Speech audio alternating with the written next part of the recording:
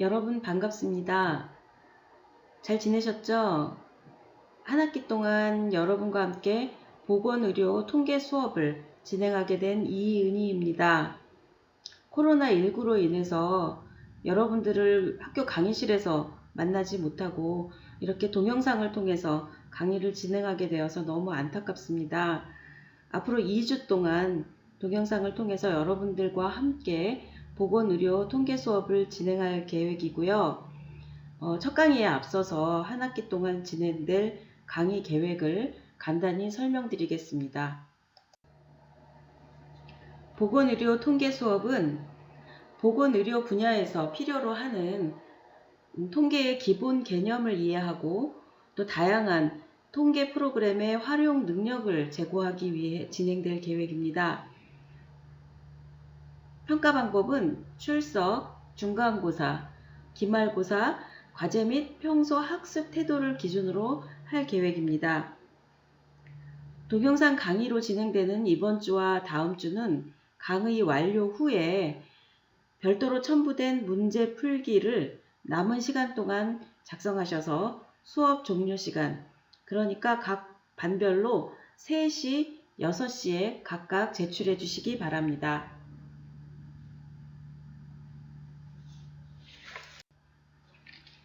각 주차별 수업 내용은 표와 같습니다. 통계 프로그램 설치 여부에 따라서 실습 시간에 변동이 있을 수 있기 때문에 수업 순서가 간혹 바뀔 수도 있으니까 참고해 주시고요. 수업 차수를 채우기 위해서 상황에 따라 동영상 강의가 한 번 더 있을 수도 있습니다. 그럼 지금부터 본격적인 수업에 들어가도록 하겠습니다.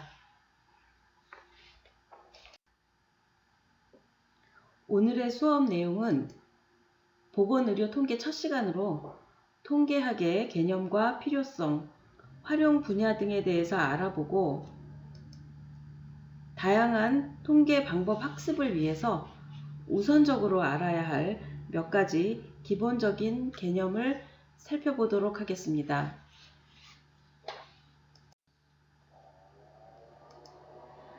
통계학이란 사회 혹은 자연 현상 등을 통계적으로 관찰하고 그 분석 방법을 연구하는 학문이라고 정의할 수 있습니다.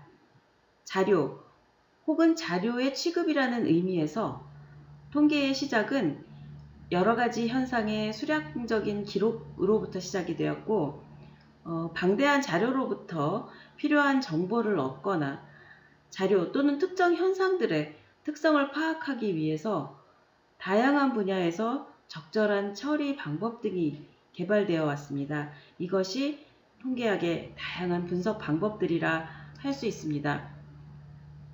즉 통계학은 단순한 자료의 정리만을 의미하는 것이 아니라 관심을 갖고 분석하고자 하는 대상을 정확히 선정하고 조사 목적에 필요한 자료나 정보를 최적의 방법으로 수집하여 수집된 자료를 과학적 이론에 의해서 정리하고 분석하는 데 필요한 방법을 제시해주는 학문이라 할 수 있습니다. 따라서 통계학은 현상에 대한 기술과 분석뿐만이 아니라 미래에 대한 예측과 합리적인 의사 결정을 내리는 것으로서 과학적 이론과 실증적인 연구 방법을 포함합니다. 통계학은 통계적 방법의 과학성으로 인해서 다양한 학문 분야에서 활용되고 있습니다. 통계학은 순수성에 따라서 이론 통계학과 응용 통계학으로 나뉘는데요. 이론 통계학은 새로운 통계 기법을 개발하는 데 중점을 두고 있고 고도의 수학적 지식이 요구되는 분야입니다. 응용 통계학은 이론 통계학을 자연과학이나 사회과학 등 특정 영역에 응용하는 데 관심을 두고 있습니다. 보건의료 분야에서의 통계 기법은 바로 이 응용 통계학을 적용해서 분석하는 것이라고 할 수 있습니다. 통계학은 막연한 추측이나 의사 결정을 허용하지 않는 통계적 방법의 과학성으로 인해서 행정학, 경영학, 경제학, 사회학, 교육학, 심리학, 농학, 의학, 생명과학, 보건학 뿐만 아니라 거의 모든 분야에서 활용되고 있습니다. 특히 생명과학, 의학, 보건학 분야에서도 관찰 혹은 측정 자료를 분석하고 정리하는 데 통계학을 활용하고 있습니다. 특히 보건통계학은 보건 분야에 통계 기법을 응용하는 응용통계학의 한 분야입니다. 즉 건강 혹은 질병과 관련된 여러 현상에 대해서 통계적인 방법을 적용하여 그 현상을 기술하고 추론하는 학문입니다.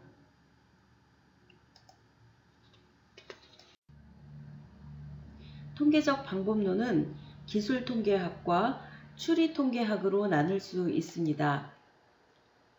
기술통계학이란 자료를 수집하고 또 정리해서 도표적 방법, 즉 표나 그래프를 이용해서 통계 자료를 시각적으로 나타내거나 숫자적 방법, 즉 통계 자료의 특성을 요약해서 숫자로 기술하는 등 그 자료의 전반적인 내용을 빠르게 파악할 수 있도록 하는 기법으로 대표값, 산포도, 분포의 형태 등을 다루는 분야입니다. 대표값 산포도의 의미는 다음 시간에 보다 자세히 학습하도록 하겠습니다. 예를 들어서 보건의료행정학과 학생의 보건의료 통계 점수를 표, 평균, 표준편차, 범위, 외도 등과 같은 몇 가지 수치로 요약 정리하였다면 기술통계학에 해당된다고 할 수 있습니다. 추리통계학은 모집단으로부터 추출된 표본의 통계량을 이용해서 모집단 전체의 특성을 추측하고 검정하는 통계적 방법론으로 추측통계학이라고도 합니다. 표본의 통계량을 토대로 모수를 추정하거나 검정하는 것을 통계적 추론이라고 하는데요. 통계적 추론은 표본의 통계량을 근거로 하기 때문에 불확실한 상황에서 얻은 결론이라 할 수 있습니다. 따라서 그 결론은 가능성에 의해서 성립되므로 통계적 추론에는 확률 이론이 적용됩니다. 다시 말해서 추리통계학은 미지수인 모집단의 특성을 파악할 수 있도록 유도하는 역할을 담당한다고 볼 수 있고, 이에 필요한 통계적 방법이 모수의 측정과 가설 검정입니다.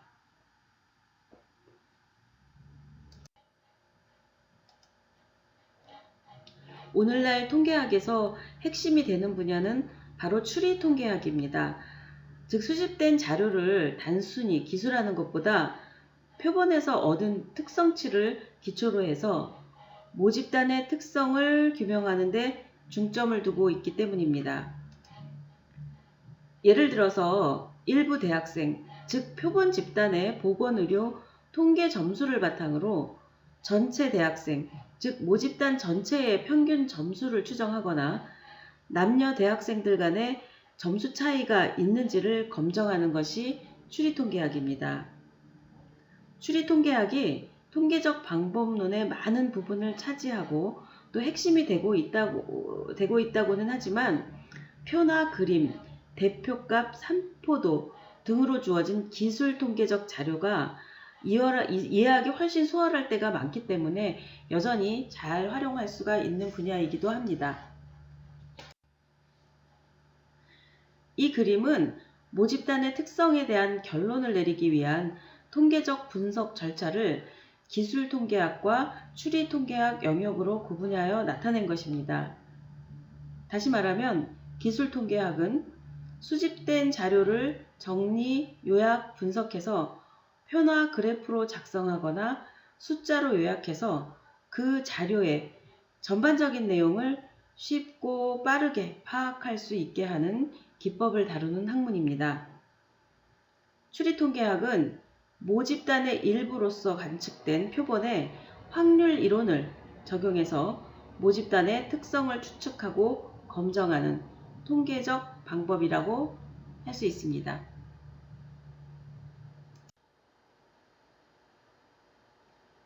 지금부터는 통계학에서 필수적으로 이해해야 할 기본적인 용어와 개념에 대해 살펴보도록 하겠습니다. 통계학에서 말하는 모집단이란 조사 대상이 되는 전체 집단을 의미합니다. 모집단의 구성 인자에 대한 변수를 측정하면 그 변수의 값들로 이루어진 모집단을 만들어낼 수 있습니다. 예를 들어서 재능대에 재학 중인 학생 전체의 키를 측정하자고 한다면 이때는 재학생 전체가 모집단이 됩니다. 따라서 모집단은 연구자의 관심 분야에 따라서 결정되고 정의된다고 할 수 있습니다. 모집단 설정은 조사의 한계와 조사 결과 설명의 한계를 정하기 위해 하는 것으로서 그 중요성이 있습니다.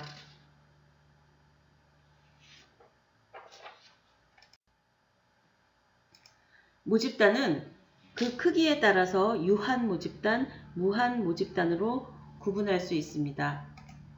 유한 모집단은 예를 들어서 한국에 거주하는 여성, 재능대에 등록된 학생과 같이 모집단 구성 단위가 유한할 경우, 즉 집단의 크기를 예측 혹은 한정할 수 있는 경우를 이야기하는 것이고요. 무한 모집단은 병원 개원 이후 내원할 모든 환자와 같이 모집단 구성 단위가 무한히 많을 경우, 즉 크기를 한정할 수 없는 경우를 이야기합니다.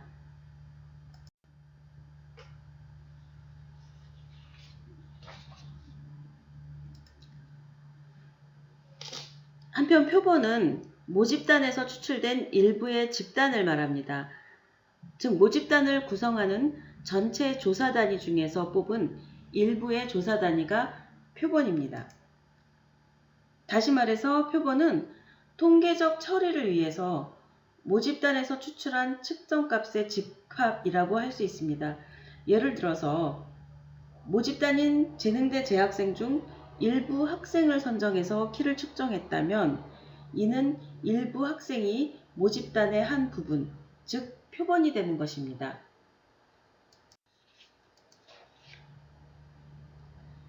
표본 조사를 실시하는 이유는 첫 번째로 모집단이 큰 경우 전수조사, 즉 모집단 전체를 대상으로 조사하는 것이 현실적으로 어렵기 때문입니다. 두 번째로 비표본 오차를 줄일 수 있기 때문입니다. 조사 수가 많을 경우에 여러 가지 원인에 의한 다양한 오차가 생길 수 있습니다. 즉 측정상의 오차, 또 관찰상의 오차, 계산상의 오차, 분석상의 오차, 조사 결과 기입 과정에서 생길 수 있는 오차, 자료를 컴퓨터에 입력하는 과정에서의 오차 등이 커질 수 있습니다.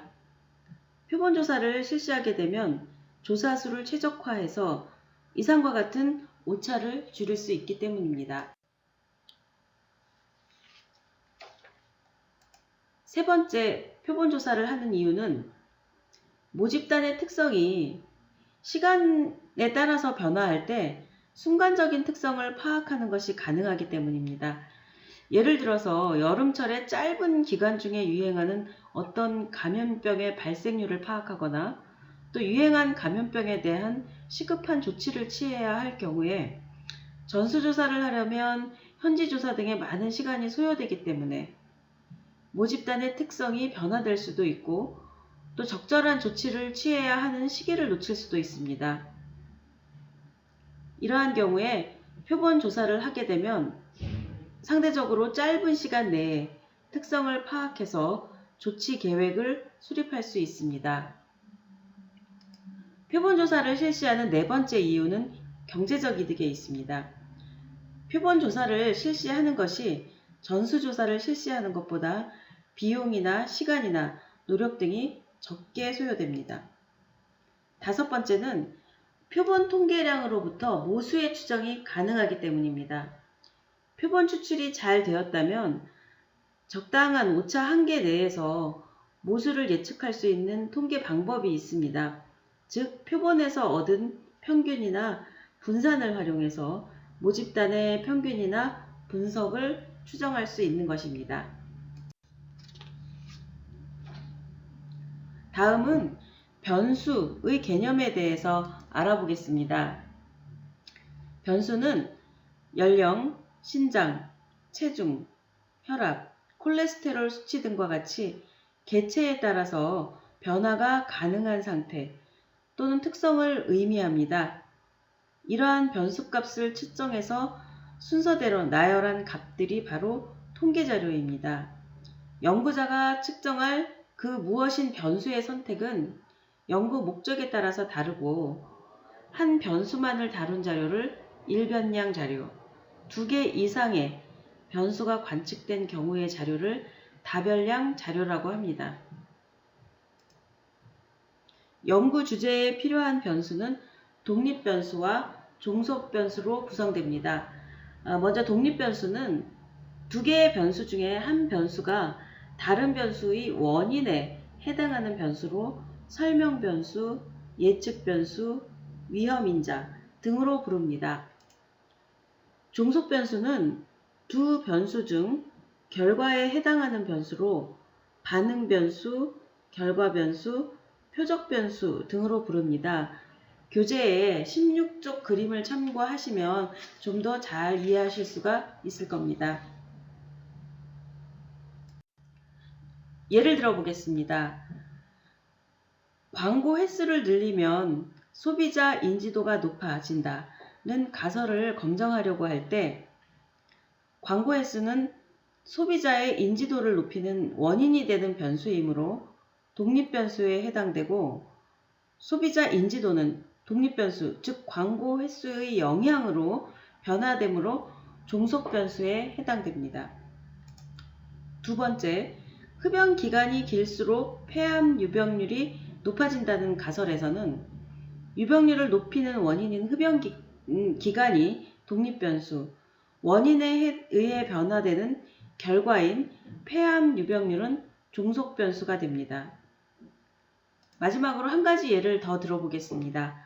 자치단체별로 교통체증량에 차이가 있다 라는 가설에서는 각 자치단체는 독립변수, 자치단체별 교통체증량은 종속변수에 해당되는 것을 이해할 수 있을 겁니다.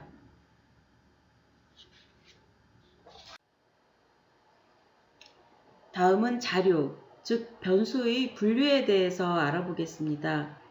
통계에 관한 교재의 대부분이 자료를 분류하는 것으로 시작하는 경우가 많습니다. 그 이유는 자료의 성격에 따라서 적용할 수 있는 통계 기법이 정해지기 때문일 것입니다. 따라서 자료의 성격을 올바르게 이해하는 것이 통계 분석에 있어서 매우 중요한 부분입니다. 자료는 크게 범주형 자료와 연속형 자료로 구분할 수 있습니다. 먼저 범주형 자료는 범주를 서로 구분하는 이름에 해당하는 자료, 즉 변수를 의미합니다. 성별, 직업, 학력, 혈액형 등과 같이 수치로 표현되기보다는 각 범주로 구분해야 하는 경우의 자료로 흔히 질적 변수라고도 합니다. 주의해야 할 점은 성별 구분에서 남자는 1, 여자는 2와 같이 숫자화할 수 있는데 이때의 숫자 1, 2는 측정값이라기보다는 집단의 특성을 대표하는 기호에 해당되기 때문에 범주형 자료에 해당됩니다.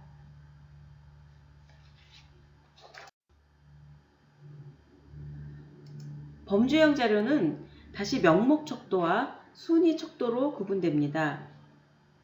명목 척도는 가장 낮은 수준의 척도로 서열에 관계없이 특정 대상의 특성을 명칭으로 구별하는 척도입니다. 예를 들어서 성별을 남자, 여자로 구분하는 경우, 혈액형을 A형, B형, AB형, O형으로 구분하는 경우, 환자를 치료군과 대조군으로 나누는 경우, 그 외에 인종, 국적, 질병 분류, 결혼 상태, 종교 등은 모두 명목 척도에 의한 측정 방법을 사용합니다. 앞서서 설명했듯이 성별에서 남자를 1, 여자를 2로 분류한 경우 이 숫자는 양적인 의미는 없고 두 집단 간의 동질성 혹은 이질성을 구호하는 기호에 해당됩니다. 순위 척도는 서열 척도라고도 하는데요. 측정 대상의 특성을 상대적 크기에 따라 순서로서 구분할 수 있는 척도입니다. 즉 자료들 간에 크고 작은 순서나 많고 또 적은 순서에 따라서 등급이 매겨집니다.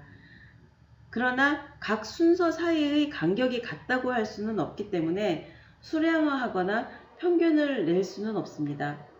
예를 들어서 질병의 중증도를 경증과 중증으로, 악성 종양의 병기를 1기, 2기, 3기, 4기로, 학생의 석차를 1등, 2등, 3등 등등으로 구분하는 경우가 순위 척도에 해당됩니다.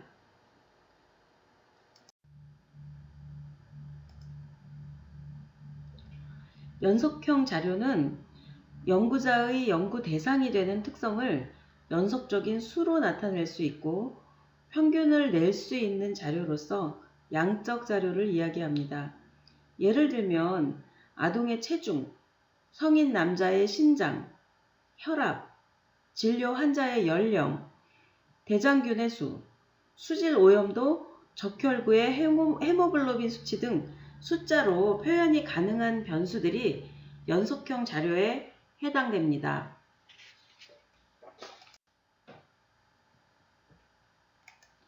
연속형 자료는 또 간격 척도와 비율 척도로 나뉘어집니다. 간격 척도는 측정 대상의 속성에 따라서 순서를 정할 수 있을 뿐만 아니라 등급 간의 간격이 같은 척도로 등간 척도라고도 합니다. 예를 들어서 학점을 5점 간격으로 동일하게 나누어서 A 플러스 A0, B 플러스 B0 등등등으로 구분하였다면 간격 척도에 해당이 됩니다. 비척도 또는 비율 척도는 측정 수준이 가장 높은 단계의 척도로서 측정값의 순위와 간격뿐만 아니라 절대적인 크기도 알 수 있는 척도입니다. 비율 척도는 측정된 변수들 간의 가감승제, 즉 더하기, 빼기, 곱하기, 나누기 계산이 모두 가능하며 다른 척도에 비해서 많은 정보를 제공해 줄 수 있습니다. 시간, 거리, 키, 체중, 나이 등을 비율로 표기한 경우인데요. 예를 들어서 체중이 80kg인 사람은 40kg인 사람보다 2배 무겁다는 것이 인정되는 것이 비율 척도입니다. 그러나 보건의학 통계 분야에서는 간격 척도와 비율 척도의 구분은 큰 의미가 없는 경우가 많아서 두 가지 모두를 연속형 자료로 생각해도 무방합니다.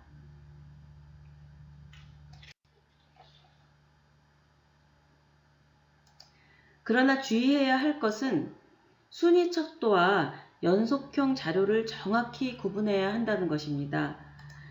예를 들어서 암의 병기를 1기, 2기, 3기, 4기로 구분했다고 해서 연속형 자료가 되는 것은 아닙니다. 즉 암의 병기는 특별한 규칙에 의해서 설정되는 것이지 동일한 수치적 간격을 두고 정해지는 것이 아니기 때문입니다. 다시 말해서 1기와 2기 사이의 차이가 2기와 3기 사이의 차이와 동일하다고는 말할 수 없습니다.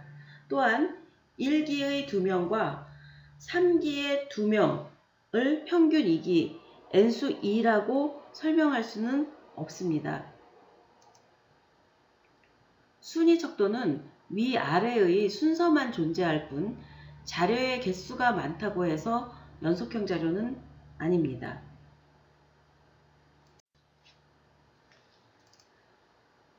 또 다른 예를 들어보면 온도의 경우 25도와 35도는 평균 30도로 말할 수 있기 때문에 연속형 자료라고 할 수 있습니다. 또한 우울증 정도를 설문지를 통해 0점에서 40점으로 점수화한 경우 역시 연속형 자료에 속합니다. 교재 18쪽의 그림을 잠깐 봐주십시오. 간단히 설명해서 변수 간의 평균을 낼 수 없는 경우 순위 척도, 온도와 같이 자료의 평균을 낼 수 있으면 연속형 자료라고 볼 수 있는 것입니다. 기억해야 할 또 한 가지 사실은 자료의 성격은 변할 수 있다는 것입니다. 즉, 변수의 성격은 고정되어 있지 않고 필요에 따라서 변형해서 사용할 수 있습니다. 예를 들어 보겠습니다. 교재의 19쪽 그림을 참조하면 이해가 좀 더 빠를 수 있습니다.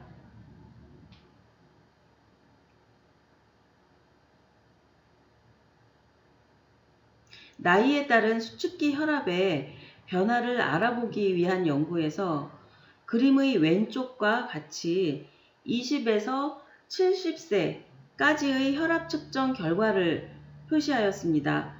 그러나 각 연령별 변화 여부를 제대로 반영하기 어렵습니다. 굉장히 복잡하게 점들이 찍혀 있죠. 그러나 오른쪽 그림과 같이 20대에서 70대, 즉 연령대로 구분하는 순위 척도로 전환해서 비교해 본 결과 40대까지는 수축기 혈압에 큰 차이가 없음을 알 수 있고 50대 이상에서 20대에서 40대에 비해 수축기 혈압이 높다는 결론을 더 잘 설명해 주고 있습니다. 다음은 척도 간의 비교에 관해서 알아보겠습니다. 어떤 척도에 의해 측정된 것인가에 따라서 분석 방법이 달라질 수 있는데 이것은 무엇보다 각 척도가 갖는 정보량의 차이에 기인한다고 볼 수 있습니다. 척도를 구분해서 변수를 측정해야 하는 이유는 우선 각 척도가 담고 있는 정보량이 다르기 때문입니다. 상위 척도일수록 정보량이 많고 상위 척도는 하위 척도로 변환이 가능합니다. 예를 들어서 순위 척도로 표현된 혈압은 명목 척도로 변화시킬 수 있습니다. 즉 정상은 그대로 정상, 경증 고혈압과 중증 고혈압은 묶어서 환자로의 변환이 가능합니다. 그렇지만 처음부터 면목 척도로 표현된 혈압의 변수값은 순위 척도로의 변환이 불가능합니다. 정보량이 적게 측정된 척도에서 정보량이 많은 척도로 변환할 수 없기 때문이죠. 따라서 표본 조사를 계획할 때는 정보량의 차이를 고려해서 어떤 척도로 측정할 것인가를 신중히 고려해야 합니다. 가능한 한 정보량이 많은 척도 수준으로 측정하는 것이 바람직한데요. 필요에 의해 정보량이 낮은 척도로의 변환이 가능하기 때문입니다.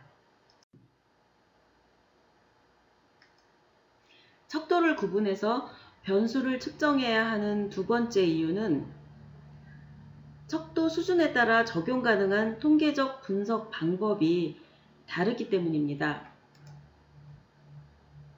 명목 척도와 순위 척도는 불연속 척도로서 모집단에 관해 아무런 가정을 하지 않는 비모수적 통계 기법, 즉 부호 검정, 순위 검정, 카이-제곱 검정 등의 통계 기법을 이용하게 됩니다. 간격 척도와 비척도는 연속 척도로서 모집단의 확률 분포와 이로부터 유도된 표본 분포를 이용하는 모수적 통계 기법, 즉 정규 검정, T 검정, F 검정 등의 통계 기법을 이용합니다. 한 가지 예로 만일 혈압을 명목 척도로 측정해서 정상을 0, 고혈압을 1로 부여하여 산술 평균을 구하는 것은 의미가 없습니다.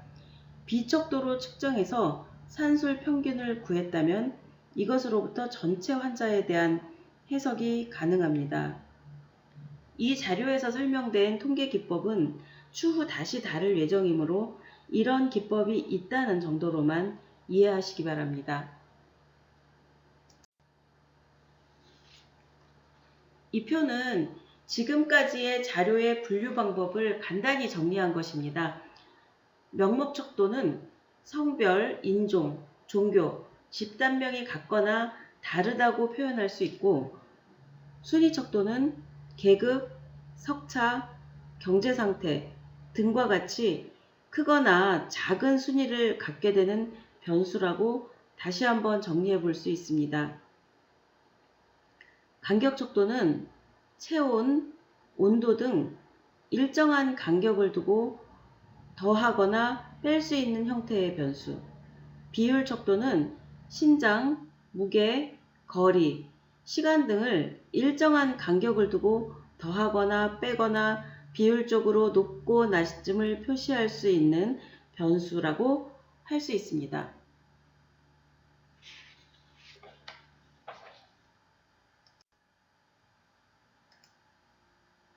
다음은 가설을 검증하는 방법에 대해서 살펴보겠습니다. 가설이란 일반적으로 정설에 반대되는 개념으로 흔히 사용되는데요. 어떤 현상이 일어날 수도 혹은 일어나지 않을 수도 있는 가정된 사항을 의미합니다. 또 어떤 사실 혹은 현상을 설명하기 위해 임시로 세운 이론을 가설이라고 합니다. 특히 보건의료 분야에서는 다른 상황을 생각하게 하는 현저한 근거가 없는 한 현상적인 모든 차이는 0이다 라는 과학 철학적 명제로부터 시작이 됩니다. 즉 새로운 치료법의 효과를 입증하고자 한다면 새 치료법은 효과가 없다는 연가설을 전제로 해서 연구를 시작하게 됩니다. 일반적으로 가설에는 연구가설과 통계적 가설이 있습니다. 연구가설은 연구의 동기가 되는 추측이나 가정을 의미합니다. 이것은 연구자가 오랫동안 관찰하거나 경험으로부터 얻은 하나의 경험론적 가설로 연구의 동기가 되며 과학적 조사의 기초가 되는 가설입니다. 통계적 가설은 표본으로부터 얻은 자료를 적절한 통계 기법을 활용해서 분석함으로써 그 표본이 추출된 모집단에 관하여 어떤 결론을 내릴 수 있도록 하는 가설을 말합니다.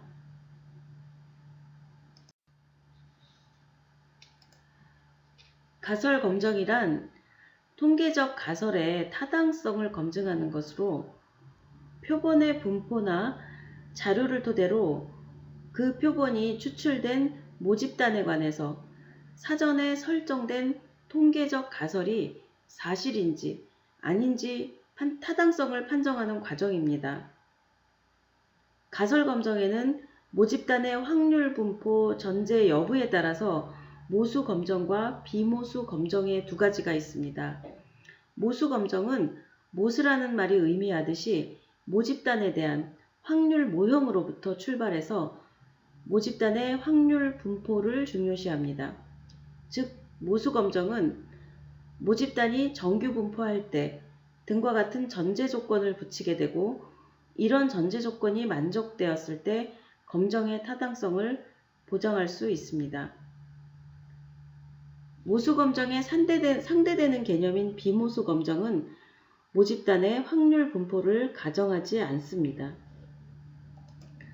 한편 가설 검증에서 통계적 가설을 설정하는 방법에는 귀무가설과 대립가설 두 가지가 있습니다. 귀무가설은 가설을 무효화하기 위해 설정하는 모수의 값이라는 의미를 가지며 따라서 가설을 기각할 것을 전제로 한 가설입니다. 이에 반해서 대립가설은 새로운 예상이나 주장을 하고자 하는 설정하는 예상이나 주장을 하고자 설정하는 모집단의 모수에 관한 가설로 가설을 채택할 것을 전제로 한 가설이고 연구자가 실험을 통해 규명하고자 하는 가설입니다. 일반적으로 가설 검정에는 귀무가설을 이용합니다. 통계적 가설 검정은 표본에서 얻은 값이 모수에 포함되지 않을 확률로부터 모집단에 포함될 확률을 설명하는 방법을 이용하기 때문입니다. 즉 어떤 사항이 일어날 확률을 직접 말하는 것이 아니고 일어나지 않을 확률을 계산해내면서 간접적으로 일어날 확률을 예측하는 방법을 이용하는 것입니다. 다시 말해서 귀무가설은 기각하기 위해 설정하는 것입니다. 검정 결과 귀무가설을 기각하거나 또는 기각하지 않을 수 있습니다. 만일 귀무가설이 기각되면 검정하는 자료는 귀무가설과 부합하지 않는다고 결론짓고 대립가설을 옹호하게 됩니다. 그러나 귀무가설이 기각되지 않으면 검정하는 자료가 귀무가설을 기각할 수 있는 충분한 근거를 뒷받침하지 못한다고 볼 수 있습니다. 예를 들어 보겠습니다. 새로운 치료법의 효과를 입증하기 위한 연구를 시행할 때 새 치료법은 효과가 없다는 귀무가설을 설정하면 대립가설은 효과가 있다가 될 것입니다.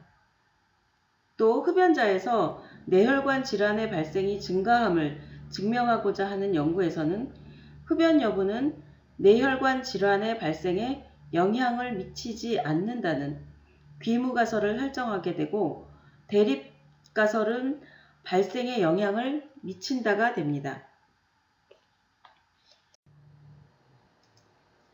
가설을 검정하는 방법은 먼저 귀무가설을 앞의 예와 같이 설정하고 유의 수준을 결정하여 임계치를 계산하고 기각력을 설정합니다.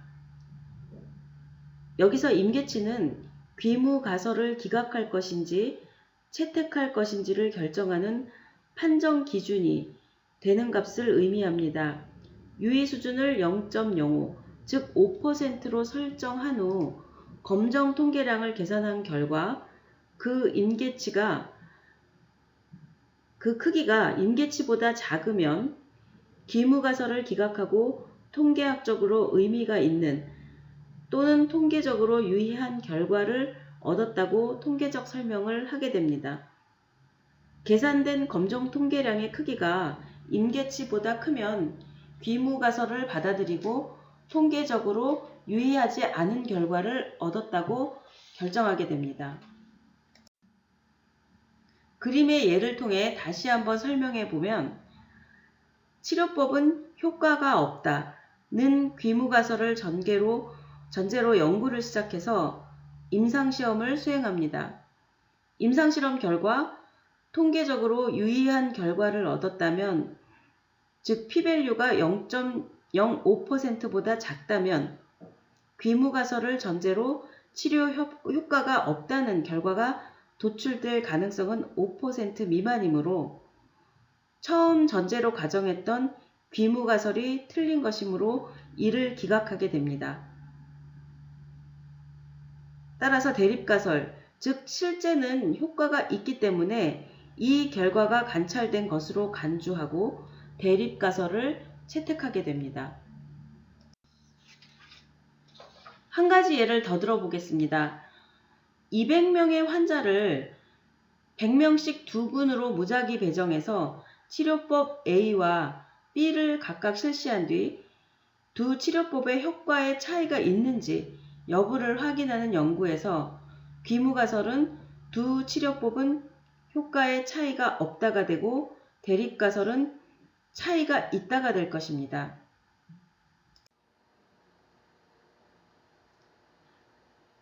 통계 분석 방법 중 두 군의 비율을 비교하는 카이-제곱 검정을 실시한 결과 P값은 0.048로 조사되었습니다. 이 결과는 귀무가설 전제 하에서 이 현상이 관찰될 확률, 즉 두 치료법의 효과에는 차이가 없을 확률은 4.8%에 불과하여 귀무가설로는 효과를 설명할 수 없다는 결론을 얻게 됩니다. 결과적으로 유의 수준 5% 이하이므로 귀무가설을 기각하고 두 치료법의 효과에 차이가 있다는 대립가설을 받아들이게 됩니다. 우리는 이러한 가설 검정을 통해서 치료법 A가 B보다 효과적이라는 결론을 얻을 수 있는 것입니다.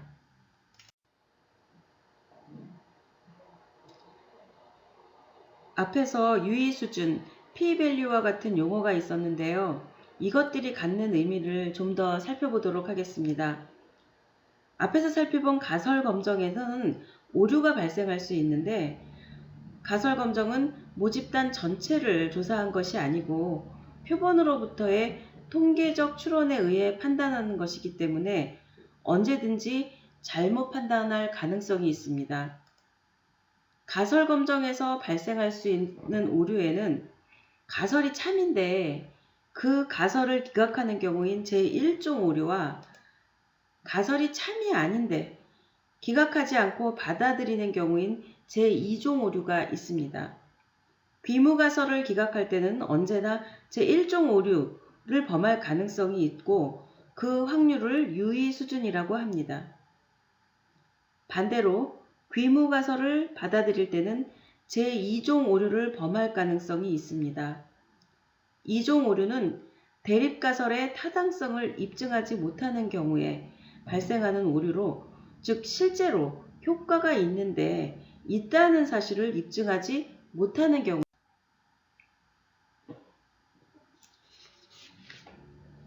제2종 오류의 경우 실제로 있는 효과를 입증하지 못했기 때문에 결과적으로 학계에 발표를 하거나 인정받지 못하는 아쉬움은 있지만 사회적인 문제를 야기하지 않는 것은 보통입니다.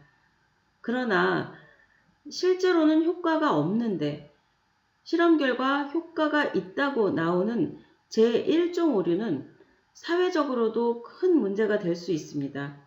예를 들어 제1종 오류에 의해 치료 효과가 없는 치료법이나 치료제가 효과가 있다고 잘못 판단되어서 사람들에게 적용 혹은 투여된다면 어떻게 될까요? 그래서 학계에서는 제1종 오류를 매우 중요한 오류로 정의하고 이 1종 오류가 발생할 확률을 5% 미만으로 지킬 것을 권고하고 있습니다. p-value가 0.05보다 작다는 표시는 실제로는 효과가 없는데 효과가 있다고 잘못 결론 낼 확률이 5% 미만이라는 것을 의미하고 이 경우 효과가 있다는 결론을 얻었다고 볼 수 있습니다.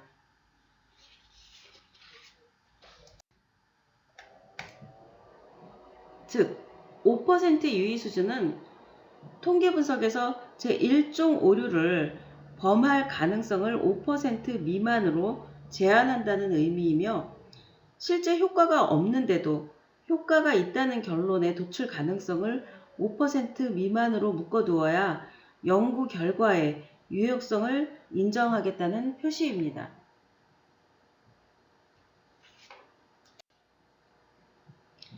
지금까지 살펴본 내용에서 자주 등장하는 유의 수준과 P값이 갖는 통계학적 의미를 정리해 보겠습니다.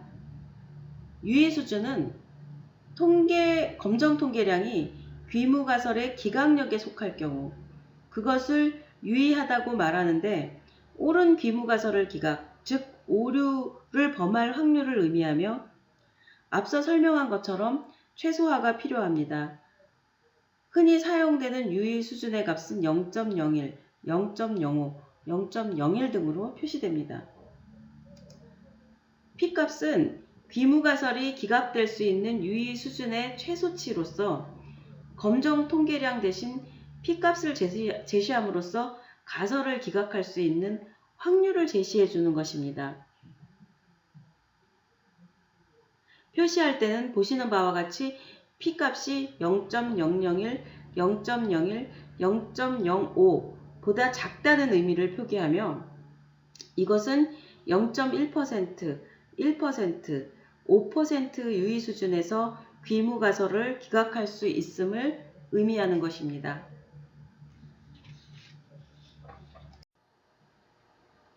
그런데 5% 유의 수준만 지킨다면 그 실험 결과와 통계 검정법 모두가 만족스럽고 신뢰할 만하다고 말할 수 있을까요? 보건의료 분야의 연구 목적에는 새로운 약이나 치료법이 효과가 있음을 증명하기 위한 경우가 많습니다. 실질적인 효과를 입증하지 못했다면 유의 수준 5%를 잘 지킨다고 해도 임상적으로 큰 의의를 갖기는 힘듭니다. 따라서 연구자들은 유의 수준 5% 제한을 준수하면서 한편으로는 자신이 수집한 자료를 통해 최대한 효과를 입증해 보이고자 합니다. 이처럼 실제 효과가 있는 것을 통계적으로 효과가 있다고 보여줄 수 있는 힘을 검정력이라고 합니다. 통계 기법마다 이 검정력은 서로 다를 수 있기 때문에 통계학자들은 조금이라도 높은 검정력을 확보하기 위해서 새로운 통계 기법을 개발하려고 합니다. 같은 자료에 적용할 수 있는 통계 기법이 여러 가지 존재하는 이유가 바로 여기에 있습니다.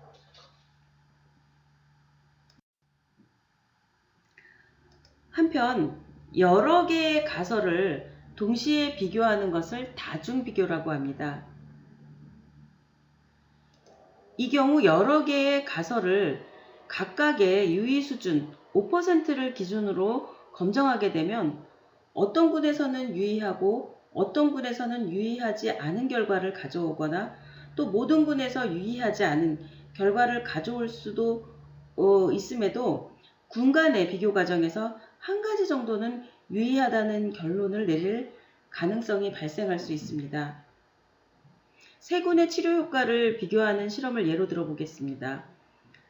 한 번의 실험으로 A와 B, B와 C, C와 A군 사이에 차이가 있는지 각각 유의 수준 5%로 세 가지 검정을 시도한 결과 A와 B군 사이에서만 P값이 0.05 이하였다면 A군과 B군은 통계적으로 유의한 차이가 있고 A와 B 중 한쪽은 치료 효과가 있다고 결론을 낼 수 있을까요?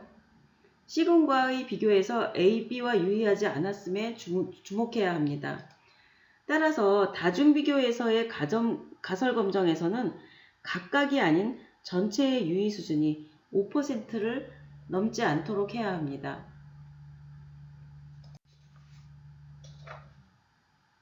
다중비교에서는 먼저 세 군의 크기가 모두 같은지를 검증해야 합니다. 세 군의 크기가 모두 같지 않다면 적어도 한 군의 크기에 차이가 있다는 의미가 될 것입니다. 다음으로는 어떤 군 사이에 차이가 있는지를 밝히는 사후 분석을 실시합니다. 유의 수준을 보정해서 A와 B, B와 C, C와 A 세 번의 검정을 수행합니다. 주의할 것은 세 번의 검정 유의 수준을 각각 5%씩 사용해서는 안 되고 전체의 유의 수준을 5%를 유지하면서 여러 가설을 동시에 검정하는 방법을 사용하게 됩니다.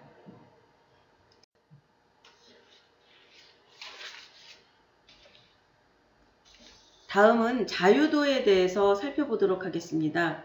자유도란 실질적으로 독립된 값들의 개수를 의미합니다. 즉, 표본 자료 중 모집단에 대한 정보를 주는 독립적인 자료의 수가 자유도입니다.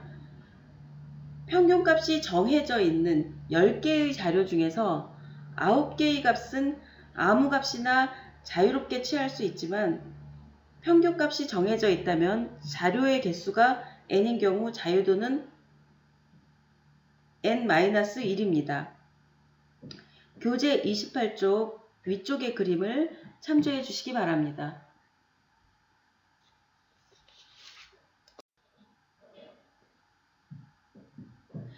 2x2 분할표에서의 자유도를 살펴보겠습니다.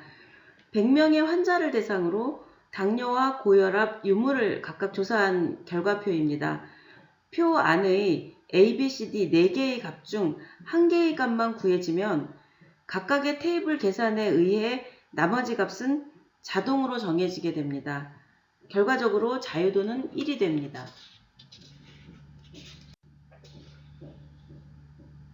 당뇨, 내당능 장애, 정상의 3개의 열과 고혈압 정상의 2개의 행으로 구분된 3x2 분할표에서의 자유도를 살펴보겠습니다.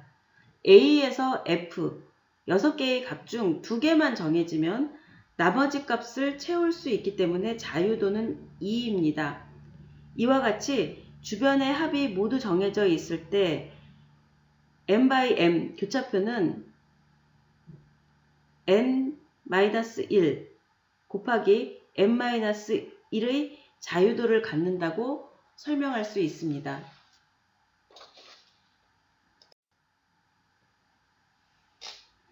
이상으로 오늘의 강의를 마치겠습니다.